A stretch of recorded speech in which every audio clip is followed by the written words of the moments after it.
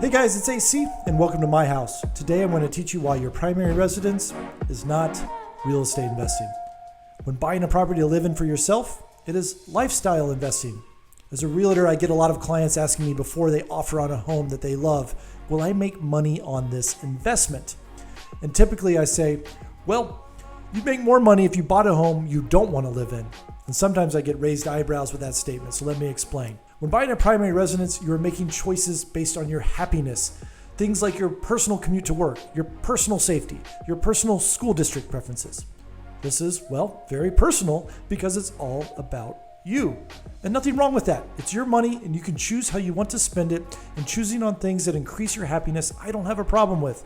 We all have to live somewhere, and what you prioritize in buying your primary residence is 100% about your lifestyle and typically 0% about what will make you the most money. Primary residence buying is lifestyle investing, and that means it's a different way to evaluate a home when compared to real estate investing. Real estate investing, you take the emotion and the personal preferences out of it. It's a spreadsheet decision. What home will get me the best return on my money? You look at the home purchase price, you look at what it can rent for, and typically that best income producing home or the home with the best chance for rapid appreciation means buying a property you don't want to live in yourself. At least not right now. Why is that? Well, those homes are harder to sell unless they're cheaper to buy. Less liquid, they say, in the real estate world. Something that is very liquid means that it will sell fast. The fastest selling homes are on the best streets, the best neighborhoods, the best schools. You know the phrase, location, location, location. And when something can sell fast, that means there's less risk, and less risk means less financial reward. You get a lower return on your money when buying a very liquid home. Thus, chances are your primary residence is a liquid investment. But can you make money on a primary residence? Yes, you can. And I'll get to it, but real quick, I'm here to tell you this is all in my new book, F.I.R.E, Financial Independence, Retire Early, which you can find on Amazon right now. Please check out the book and leave me a nice review. And while you are feeling courteous, please like and subscribe this YouTube video and channel so that I can make you more videos and teach more people about real estate investing. So back to making money with your primary residence. Typically, you have to live in your primary residence for more than 5 years to start seeing a return on your money. If you're a homeowner now and you've lived there for less than 5 years, go look at your mortgage payment. Figure out how much you're paying on mortgage, and then go online to Zillow or rentameter.com to see what you can rent your home for. It will probably barely cover the rent. That is because you paid extra for all the amenities that are important to you when you bought your home. And that is okay. You bought a different product home for a different purpose. If you live in your primary residence over 5 years, you probably can make some money renting it out through inflation and typical increases in home and rental prices alone. But if you're real estate investing, you would only buy a property that makes you money day one renting it out and not having to wait 5 years or more for the market to adjust for your personal preferences. Now, if you're a homeowner that has owned a property for over 5 years and you find yourself growing out of it, then you might have the option to buy a new primary and making your current primary a rental property. With the benefit of time over those 5 or more years, you could probably make a few $100s in cash flow now. Cash flow being the difference between what you can rent a home for and your expenses for owning that home. This is very F.I.R.E. I love it. You have some cash flow to pay for one or more of your bills, and you're off living in your new home, probably bought with lifestyle decisions.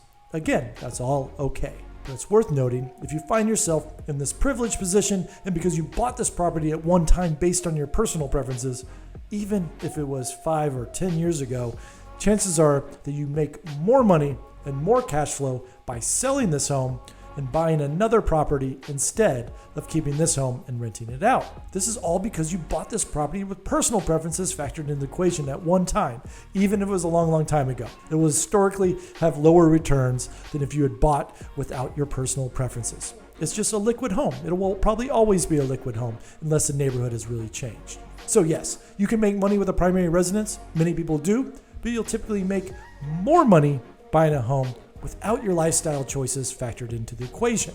Now, I made $80,000 profit on my first primary residence, and I made $1 million profit on my second primary residence. How so? Well, the first one was a one-bedroom apartment I bought for $99,000. When I saw it for the first time, there was a guy sleeping out front asking for change and telling me a story about how he just got out of jail. This would turn off most primary resident buyers. But I bought it because it was A, the only property that I could afford, and B, I could make it into a 2-bedroom apartment. It was an investment decision. I lived in 1 bedroom and rented out the other side. That brought my living expenses way down, and I fixed it up some and sold it 2 years later for $180,000 in order to buy my next primary residence.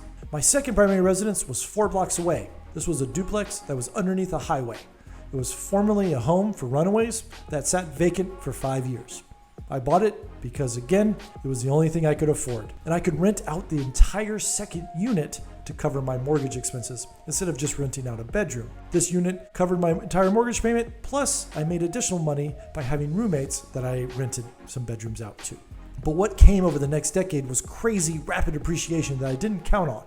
The neighborhood I lived in quadrupled in value over those 10 years, but the traditional established neighborhoods around me only doubled in value over that time period. I had no insight to this. Just a lot of new developments came to my neighborhood that I wasn't expecting. New developments tend to come in areas that haven't been developed yet, more so than they would come to an already developed area. So in that regard, I got lucky. And I got luckier than those who bought at the same time as me, but who bought property with lifestyle decisions factored in the neighboring neighborhoods. So to recap, yes, go out and buy a primary residence that fits what you want. Just don't call it real estate investing. Just don't expect to get rich off of it. And that's okay. We all need a place to live, and you should live where it makes sense for you at this current time in your life and live in a place that maximizes your happiness. If you want to invest in a primary that makes money, then evaluate it strictly as a real estate investment and purchase it with a low cost, low down payment, low interest primary resident loan and live it in a short period of time, and then go make it your rental property. So that's it in a nutshell. That is why primary residence buying is not real estate investing. So for more information like this, check out F.I.R.E, the book, available on Amazon. Go to thehouseofac.com to learn more and check out all the other information I have so that you can be a real estate investor to be financially independent and retire early. Thanks, guys. I'll see you next time.